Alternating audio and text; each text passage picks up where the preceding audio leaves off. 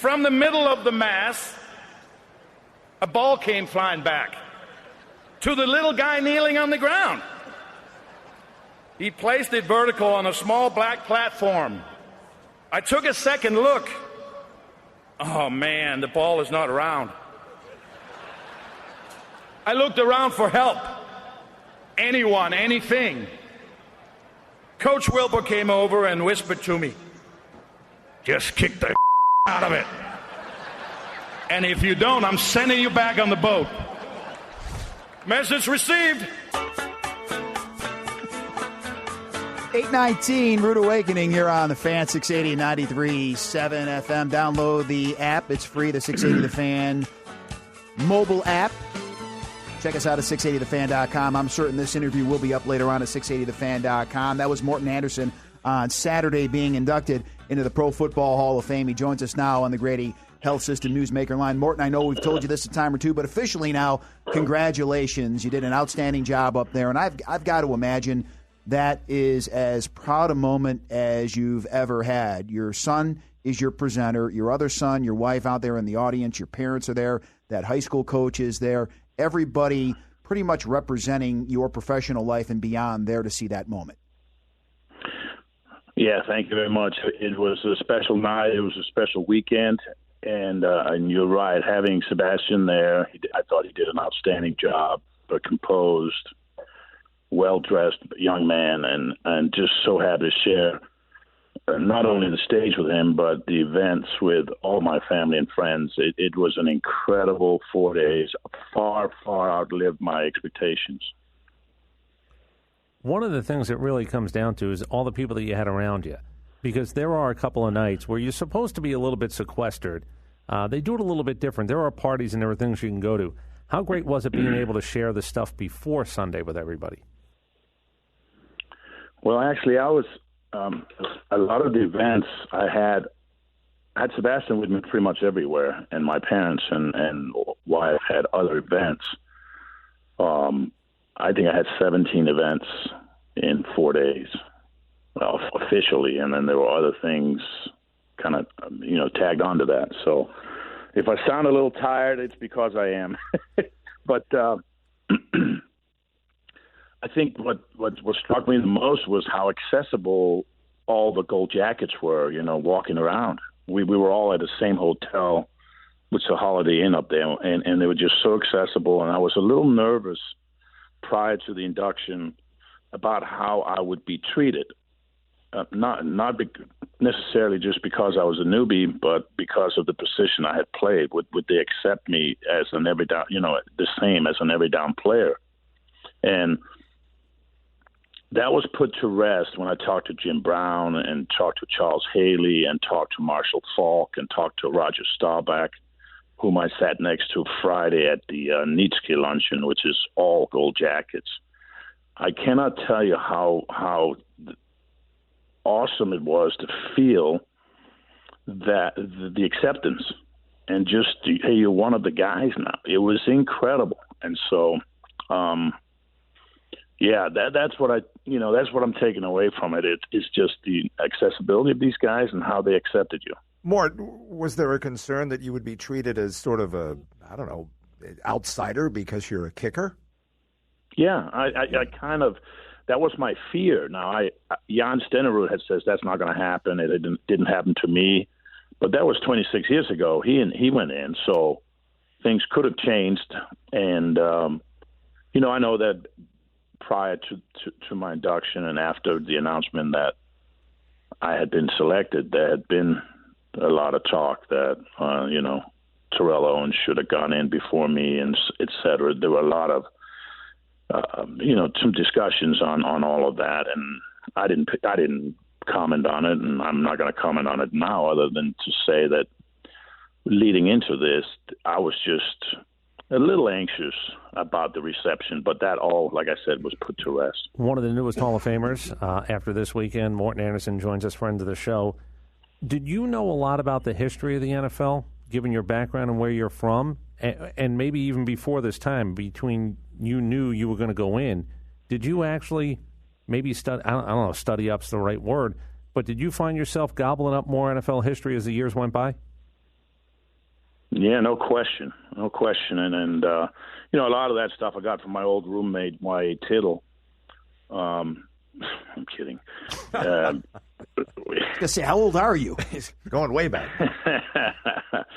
Yeah, so I mean, I know, and I'm part of that Walter Camp Football Foundation, a banquet at Yale every year. So Walter Camp, we know, was the founder of football and the forward pass, line of scrimmage, and the four downs. So I know the history of the game. I played for all three commissioners. I'm one of the few guys in the league that played for Roselle, Tagliabue, and Goodell. So that wasn't an issue at all, you know. But talking about history, you get a sense of it when you walk down the gauntlet Friday night at the Gold Jacket dinner. One of the most powerful moments in my life, standing on that platform, being announced, and then stepping down into that and two rows of gold jackets, about 50 guys, 25 guys on each side. That was that was pretty humbling. Morten Andersen, Hall of Famer, with us on the Grady Health System Newsmaker line. So what's the party like once you're officially inducted Saturday into Sunday morning? I know that you're tired, and I'm sure that the celebration continued after the ceremony closed. Yeah, I got there about 11:30, I think, and the last people left at 6 in the morning. Now, you didn't hear that from somebody. You were actually witnessing people leaving at 6. Yeah, I closed it because I felt that's important as a good host. Yeah, sure. is to make sure that everybody gets home safely, that nobody's drinking and driving. I mean, I had to take care of Brian Finneran and Keith Brooking because they were certainly, without divulging too many details, they were certainly in no position to get into a vehicle and behind any wheels. So I felt compelled to reach out to those two gentlemen and help them along the way. When you're up there and you're giving that speech, is it almost like your life is like passing before your eyes? All of these things are flashing through your mind when you think back, not only at your career, but first coming to the States and everything else.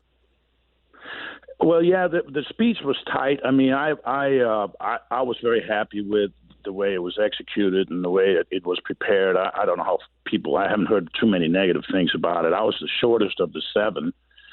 It was important for me to just pick a couple of defining moments in my career, big moments, and bring some levity, bring some humor to it, and give people a couple of takeaways, and then just show some gratitude and humility. And that's what I tried to do. You know, for the first 8 minutes, my prompter didn't work. So the reason you saw it was dark. Well, we had prompter issues all night. Kenny Easley's went dark on him at the end, so he didn't get to say his money line, which I can't remember what it was now because we didn't hear it. But and mine was dark for 8 minutes, so thank God I had a hard copy of my speech, and thank God I had my reading glasses. Yeah, those massive reading glasses, the massive reading glasses, Morten, came in handy for you. Oh, my goodness. And then halfway through, the prompter comes, I see out of my corner of my eye, they pop back up. And now I'm thinking, do I go to the prompter because is the prompter queued up to where I am in my talk? Oh, it's a nightmare. Or do I just stay hard copy? So I made a decision quickly to go to the prompter, and I was just standing there going, man, if the prompter goes out now, which it did on Terrell Davis, he was fumbling through his hard copy now because the prompter went out. He had to find the spot in his hard copy, which seemed like an eternity for him, I'm sure. Probably took him 10 seconds, but still, you lose momentum, man, in front. You know, this is – so, yeah, that was kind of a little bit of a curveball for me, but we handled it. It was fun. Morten, how much time went into the speech? I mean, is it one of those things that you sort of toil over? Because the speech could go in a lot of different directions. Obviously, you took kind of a lighthearted approach, but you could have done a socially relevant kind of an approach. You want to make sure you thank everybody, and then at the end of the speech, did you realize, oh, geez, I didn't thank so-and-so. I should have thanked her. I should have thanked him. Mm-hmm. Well, my speech it was evolved. I started in early June. I had given it a lot of thought. I had written down a few big picture things, and then I started working on it. And as I worked through it, I think I rewrote parts of it and added things to it twice before I submitted it. So it wasn't like, I didn't want to have a tearjerker because there were moments in there when you thank your family, you thank your wife, and you know your son is sitting on stage. That's emotion enough right there. Yeah. And so I didn't want snot to come out of my nose and big boo-hoo up there. That was just not the venue. And Charles Haley had talked to me backstage. I'm sitting there literally right before I'm going on stage. They have one chair for you. And they say, please sit here. And you basically have a little moment to yourself. Well, Charles was coming down from the green room, and he sees me, he smiles, and he went over, he grabs me, and he whispers to me, don't you cry like a little baby, or you're going to deal with me. And then he turns around and starts walking away. Now, if people that don't know Charles Haley, he was a pretty menacing defensive end or defensive lineman, 5 Super Bowl rings, Dallas Cowboys, 49ers. Charles admittedly has had issues with being bipolar and so forth, and so I'm thinking, I hope he took his medicine. Because, yeah. One more, last thing. What do you think of the bust? Okay, I know you got to go. What about the bust? Sorry? How does the bust look? It looks great. It's mid-season, mid-career mullet.